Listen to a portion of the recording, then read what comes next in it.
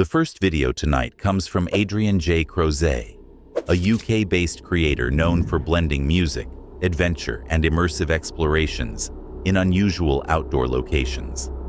It is March 22nd, 2021, at Ballybully Forest, Ireland, a woodland locally reputed to be one of the most haunted in the country. The team enters Ballybully Forest after dark. Heavy fog blankets the woodland, reducing visibility to only a few meters. The ground is boggy and uneven, forcing slow, deliberate steps. The stillness is striking. With limited sightlines and damp air muffling distant sound, even small movements feel amplified. The environment itself establishes tension before any activity occurs. Now we're actually in one of the forest sections. We finally made our way in. As you can see, there's lots of tree fall goes on here, so you've got to be careful about that.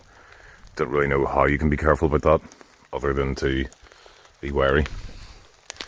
And it's very like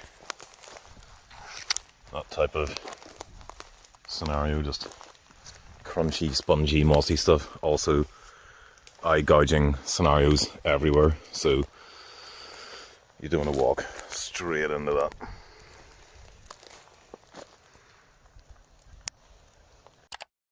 Reaching what they consider the center of the forest, the team attempts to call out to any spirits, chanting while sweeping their torches through the trees.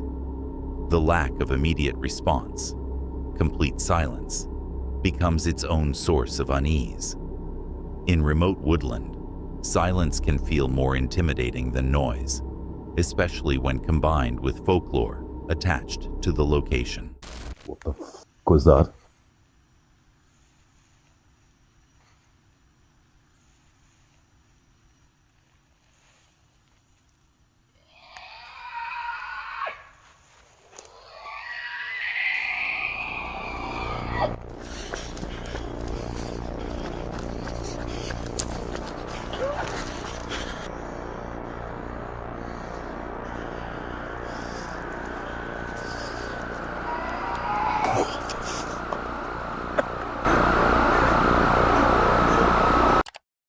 Sudden sounds break the quiet.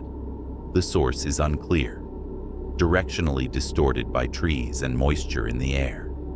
The team reacts quickly, scanning with lights but finding nothing visible. The inability to pinpoint origin heightens the tension, as dense woodland often refracts and redirects sound unpredictably. They continue moving carefully, though the sense of being watched persists. Fog thickens, and darkness presses in around the torch beams. Every rustle and subtle shift in shadow feels magnified by expectation and isolation. No clear visual paranormal evidence is captured. Instead, the experience is defined by atmosphere. Heavy fog, unstable terrain, sudden unexplained noises, and the psychological weight of exploring a woodland steeped in local legend. The night reinforces how environmental conditions alone can create intense fear. Ballybully Forest remains unexplained, but the immersive tension felt throughout the exploration demonstrates how perception, folklore, and isolation can combine to produce a deeply unsettling experience.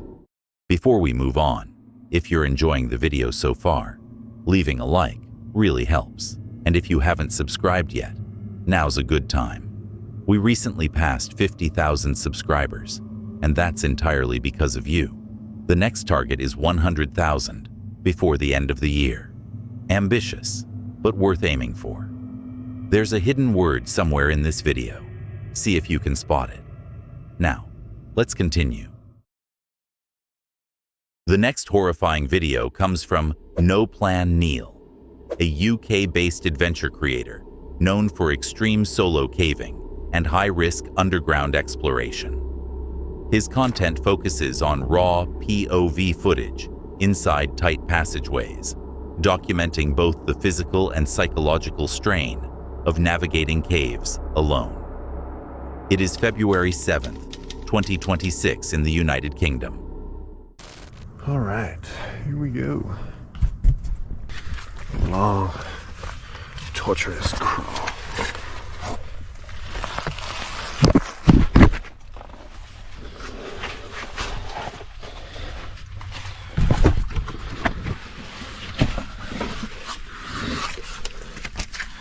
It's gonna be good. Definitely get to. Uh-oh. Have I already forgot the fucking way? Dude. Neil begins the solo descent into a narrow cave system, immediately crawling through tight, twisting tunnels. The lighting is minimal, relying on headlamps to illuminate confined rock walls only inches from his body. Early on, the cave presents awkward drops and contorted angles that require careful body positioning. The combination of isolation, limited visibility, and physical strain establishes tension almost immediately. Every movement must be deliberate to avoid becoming wedged or injured. Fuck me, man. Oh, damn. Damn, I'm fucking afraid of the dark. Doing this shit on my fucking own is... It's not scary. As the passage narrows further, claustrophobia intensifies. Darkness closes in beyond the beam of his light. Neil openly acknowledges his fear of the dark, and the psychological pressure of being underground alone becomes more evident than the physical obstacles themselves. Man, I'm starting to panic. Huge fucking little anxiety attack right now. This is like, I'm never doing this again.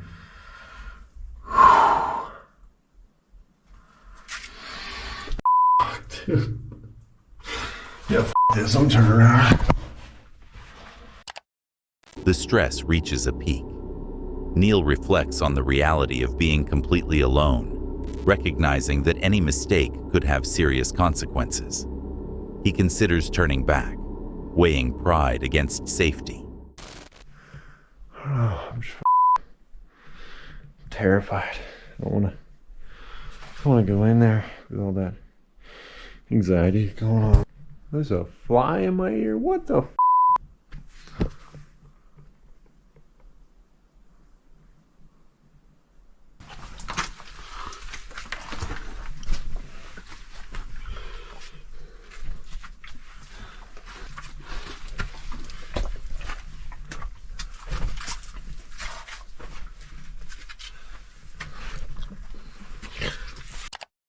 Exhausted and mentally drained, he decides to retreat rather than push deeper into the system. The decision highlights situational awareness and risk assessment, a crucial skill in extreme caving. No supernatural elements occur. The fear comes entirely from environment and isolation. Tight passages, sudden drops, darkness, and physical fatigue combine to create genuine psychological strain. Neil documents minor cave formations, including small pearl-like deposits, but ultimately prioritizes safety over completion. The expedition underscores a key truth of solo caving. The greatest threat is not what might be hidden in the dark, but the mental battle against panic in an environment that offers no margin for error. The next chilling video comes from The Midnight Project, a UK-based paranormal investigation channel known for immersive, minimally edited explorations of reportedly haunted locations around the world. It is February 11, 2026, at Jacobswell, Texas, United States. Just saw that white figure with the camera. We saw this white figure that was chasing him. A pale shape appears briefly behind the investigators. The team reacts immediately. On camera, the figure is indistinct, possibly light distortion, mist, or shadow movement caused by shifting torch beams. However, in the moment, it reinforces their expectations. We just might talk to that body, won't we, Jax? Won't we? I hope so. Some footage of this body, hopefully. Of course. Show some proof. Yeah. Of course. Yeah, you're gonna see me Just in that never world gonna soon. Alright, this is so well. Did you hear that? Yeah. Guys, we just heard something right as we turned the camera off. Wait, shine the flag. This video on me, I I don't think you'll be able to capture it. Wait, Sean, what'd you hear? I heard, like, as we were laughing, right? I heard in the background there was a loud woo noise in the background that was Actually? like laughing with us. Yes. Right as I Right, finished talking. right, As we finished talking. right as we finished It talking. kind of sounded we like a heard- little cackle, like a little child cackle as we were fucking. The child? Yes. Dude, the child was the one that was the last one that didn't survive. Oh yeah. So there was I didn't mention it, but there was a high schooler who he came with a group of friends on a trip during the 70s, and him and his friends, they went down into the well. Record my goosebumps. And He's got goose. A high-pitched sound echoes around the well. The team describes it as childlike laughter. Natural acoustics near water can distort wildlife calls or distant human noise, but the timing and tone unsettle them, especially given the site's tragic history. wait, That's what I saw. That's what you saw behind me. Dude, that's literally what I saw. Wait, what did it look like? It was pale white and what? It was pale. I barely saw it. I saw like its back legs coming through. What else? Well, it's like mad cold over here too. Yeah, it's. You feel it getting cold? Yeah, it was over there. So I literally just saw, not even a couple minutes ago, Josh was talking to me, and in the corner of his head, I saw in the corner of my eye, there's like a white figure walking behind him. I only got to see like its back two legs was pale white. Yeah. Yo, bro, it's actually starting. Yo, the light's going off right now. Later, what appears to be another white shape moves near one of the team members. Simultaneously, one of the motion-detecting cat balls activates. These devices are vibration sensitive and can be triggered by subtle ground movement or environmental changes, but the coincidence intensifies the moment. You know, I'm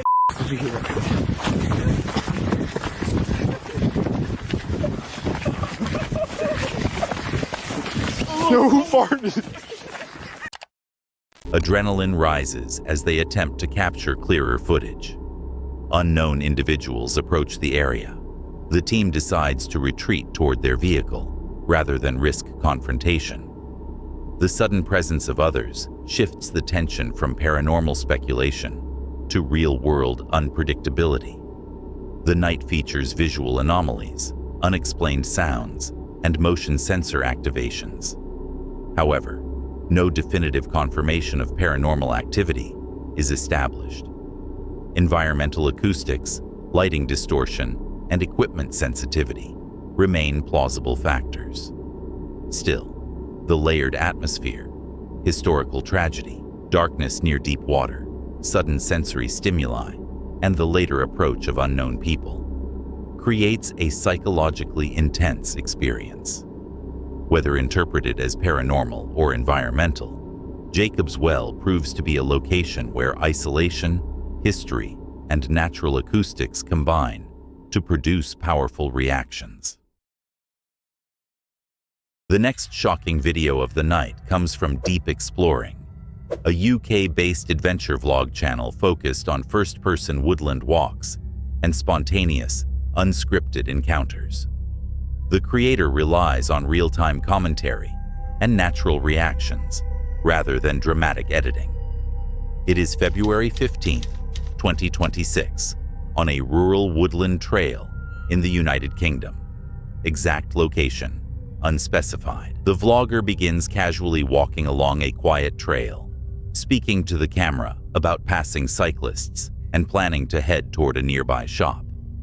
The forest appears calm, with ordinary ambient sounds, wind through trees, distant movement in brush. I see something moving like right there.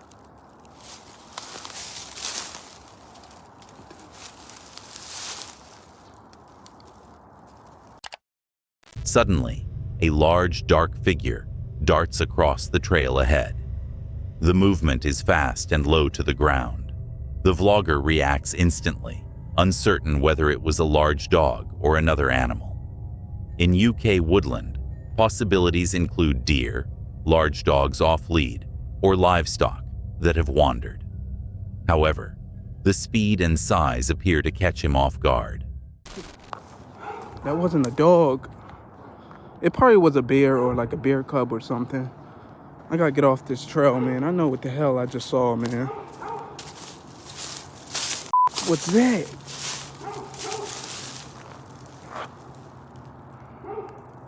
I can't see. Okay. A dark shape is glimpsed again, moving deeper between the trees. He shines a torch toward the area, but limited visibility and dense brush make identification impossible. At dusk, depth perception becomes unreliable, and shadow distortion can exaggerate perceived size. Still, the uncertainty heightens tension. As light fades further, he decides not to continue down the isolated trail. With no clear sighting and reduced visibility, the safest option is to head toward a more populated area. The fear is less about what the animal was, and more about not knowing. Let me get out of here. Okay, so I made it to Dollar Tree safe. I got my snacks.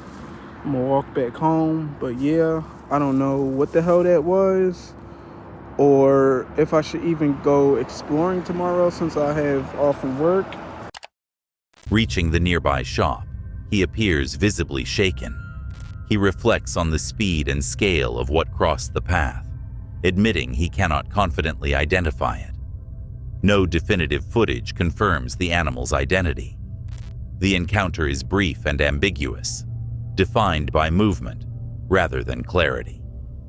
In rural UK woodland, deer can appear surprisingly large when sprinting across narrow paths, especially in low light. However, without clear visual confirmation, the moment remains unresolved. The experience demonstrates how quickly calm surroundings can shift into uncertainty. Whether wildlife or misinterpreted shadow, the sudden crossing leaves a lingering question and reinforces the instinct to prioritize safety when alone on isolated trails at dusk. The next video comes from The Amazing World of Colin, a UK-based paranormal and urban exploration channel known for high-tension, real-time investigations involving abandoned sites and legendary creature lore. It is February 14, 2026, in a remote forest near Wendigo Lake, United Kingdom. Colin moves through a snow-covered forest at night, illuminated only by a headlamp. Blood is visible in the snow along the trail, likely from wildlife, though its presence immediately shifts the tone. He avoids getting too close to the frozen lake, referencing local legend surrounding a supposed Wendigo sighting in the area. I literally risk my life opening this. Let's just hope that whatever I'm looking for is not close. So you might have guessed it, but my plan B is literally a piece of meat. Oh my god, the juices are dripping out. Gotta make this quick. This smell is really, really strong. The bait is placed. Now I'm gonna get the hell out of here. Bait is placed near the hut. The strong scent spreads quickly in the freezing air. In a woodland environment, this would attract natural predators or scavengers, such as foxes or other wildlife. He positions himself at a distance with a clear line of sight, attempting to monitor activity without being directly exposed. I don't think so, at least. I'm not sure. We finally have fire, guys. Whoa. This is good. This is so chill. Finally. The flickering light creates heavy shadow distortion against trees and snowbanks. Wind and snowfall add to the sense of isolation. Colin reports seeing a figure he identifies as the Wendigo.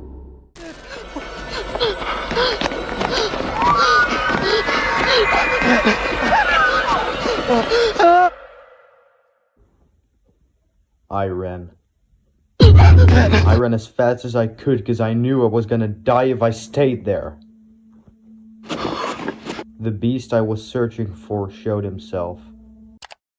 He runs immediately, prioritizing distance from whatever he believes he saw. After retreating, he reflects on the experience, visibly shaken. He describes the encounter as real and dangerous, stating he will not return to the location at night. No confirmed physical evidence of a creature is captured beyond his reaction.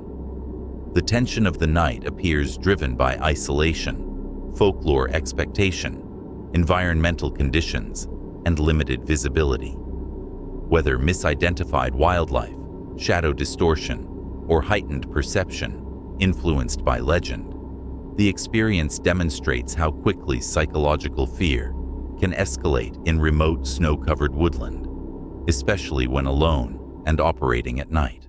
Before we get into the next clip, around 70% of people watching aren't subscribed. We're working toward 100,000 subscribers by the end of the year, and if you're enjoying the video, hitting subscribe really does help. Alright, let's get back to it.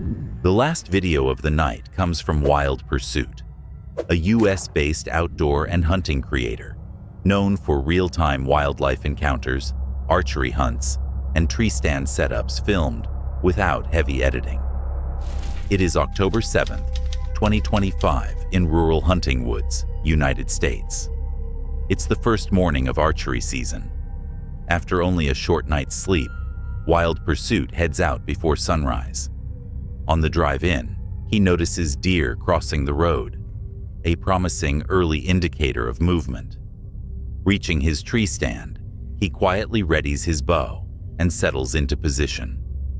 The woodland is calm, with early morning stillness amplifying every subtle sound.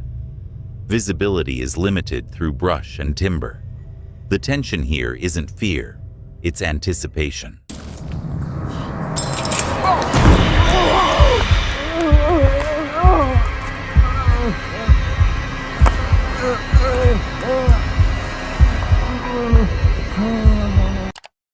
A large doe appears directly beneath the stand. The proximity is immediate and intense. The deer looks straight up, locking eyes with him.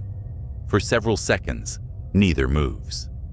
As he attempts to draw his bow, his elbow strikes the tree trunk behind him. The sudden impact throws off his balance. Instinctively, he grabs a nearby branch to stabilize himself. The branch snaps. He drops abruptly, caught mid-fall by his safety harness. The situation shifts instantly from controlled hunting scenario to a potential fall incident. Really big doe in front of me, and I drew on her, and then she saw me, so we're in a stare down, and she started, I let my bow down because she was staring at me, and then she started walking away real slow, so I drew again, but as I drew back, my elbow hit the tree and knocked me off balance.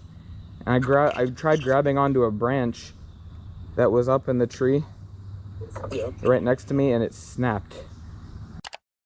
Dangling from the stand, he regains composure and steadies himself.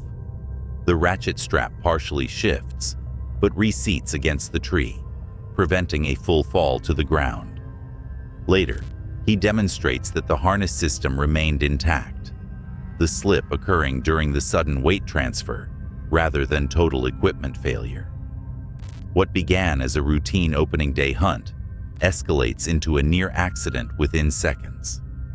While the encounter with the doe was tense, the true danger came from balance and positioning at height. The moment reinforces a critical principle of tree stand hunting: elevation multiplies risk. Even a small miscalculation can become serious quickly. Proper harness use likely prevented significant injury. The takeaway is grounded and practical. Wildlife may be unpredictable, but safety systems are the only buffer between routine hunting and disaster. Thanks for watching. If those 6 encounters rattled you, be sure to give the video a like and subscribe for more creepy content every week. The next mystery might be even darker than this one.